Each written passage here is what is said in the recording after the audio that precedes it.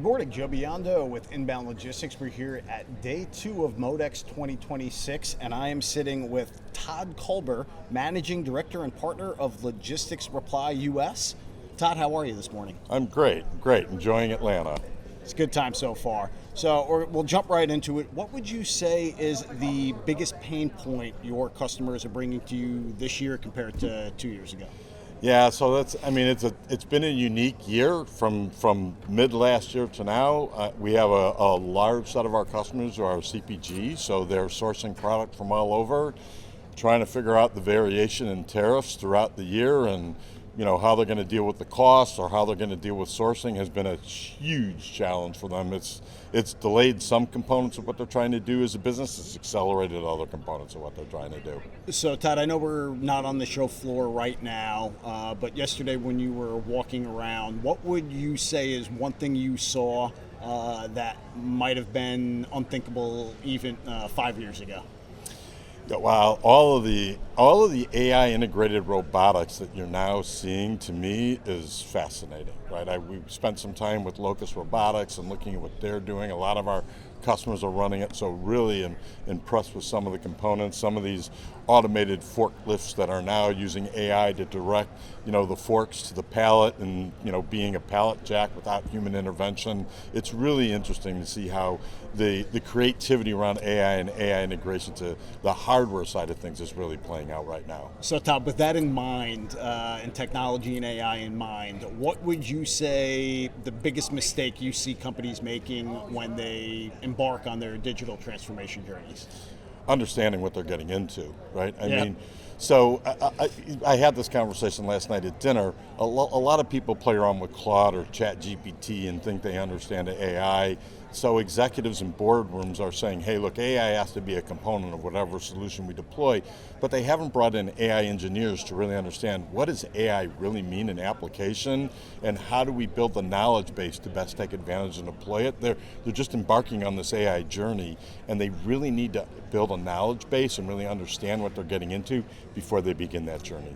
That's I think, the biggest thing I would Todd, say. so we're talking a lot about AI, and we're having conversations with everyone at MODEX about AI. But what you've been talking about is agentic AI with Galilee. For a person on the floor, what is the difference between a standard AI dashboard and a AI agent that actually works for them? So they're very, very different things, right? So if you look at Galileo, which is our agentic AI component of our WMS, it's not just one thing, right? There are 6 different agentic AI engines underneath Galileo, and each one of them is tuned with a data set and a learning module to do or address a specific task, right? So it's not one big AI thing, right? It's many different AI components underneath it, and understanding that and learning how to utilize that is really, really critical. So Galileo allows users to interact with the WMS using natural language, right? Instead of clicking, 100%. Instead of clicking through multiple screens 100%. to find the shipment. And to your earlier question, one of the components of Galileo, one of the agentic, is a dashboarder, right? With natural language, you can ask it to paint a dashboard that gives you specific KPIs, and it can do that. But that's just one of the agents within Galileo. There's so many more things that it can do. So a supervisor could literally talk to the system and just say, where is the bottleneck in aisle 4? And they'd get an answer to that question. 100%. What do my outbounds look like? What orders are at risk of not meeting my customer service level set at 4 o'clock for being ready to ship? Things like that. A supervisor can now ask and begin to understand. But the other thing agentic AI systems like Galileo can do is identify before the supervisor Before it even happens. That's right. really what's and key. direct them with a solution 100%. to it. That's 100%. very interesting. I mean, you can imagine a supervisor's day. There's so many things that they have to do.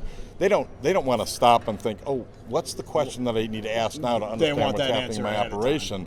They want the system to tell them, right? And that's really what systems need to do. So Todd, you have something called the Dynamic Intelligence Builder, right? 100%. And does this mean a facility manager can essentially hire or build their own AI agent for a specific task without necessarily needing a team of expensive 100%, developers? 100%. So one of the key components that we've determined is giving the end user, our customer, the ability to build those agentic AI components that are more specific to their business, right? Because we don't know everybody's business and everybody's business model. They're dynamic. So we've built 6 agentic AI engines that come with the solution, and now we've opened it up for customers to be able to create their own. We obviously train and certify, and we can assist, but they can, if they have the skill set, they can create their own now. Todd, so you've always been a big advocate for end-to-end orchestration.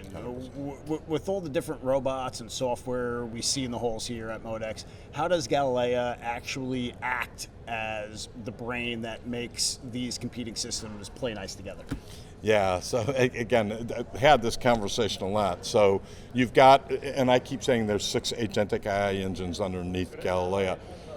When you ask Galileo a question, there's an overarching agentic AI that looks at that question, determines what it is, and then routes it to the correct AI agent, right? So it not only are you orchestrating what's happening in the facility, you're orchestrating how answers get to the get done based on what the end user is asking. But to that point, with Resource Planner, which is one of our modules, our agentic AI is constantly looking at what's dropped to the floor, what work needs to be done, what are all the picks tied to it, what are all the tasks tied to it, what are all the resources in the facility, whether they're human or robotic, and then it's looking at the whole and saying, how do we best optimize what's happening right now so that there's no congestion, we're minimizing travel and picks and all of the things that you expect in operation, making sure that humans aren't waiting on robots aren't waiting on humans, and looking at how do I disseminate task assignment based on all of that information, right? And that's what orchestration is. So based on what you've seen today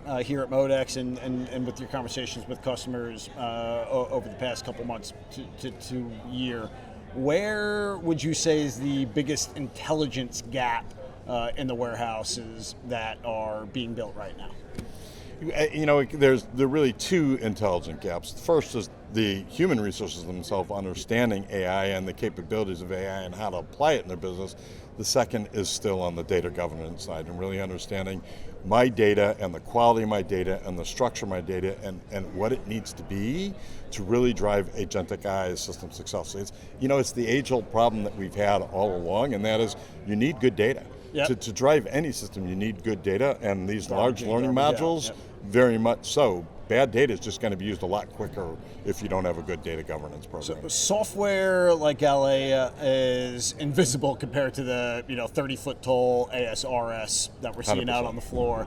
How do you prove the ROI of an AI agent to a CFO who wants to see a physical machine for their investment?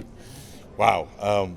That's a fantastic question. Candidly, it's hard, right? The best way to prove it is for them to talk to other of our customers who've experienced, right? And can tell them, this is what my experience was, here's what my head count was going into it, here's what my head count is now, here's what my throughput looks like, here's how many pieces per minute, pieces per hour I can handle through my facility now, post-implementation.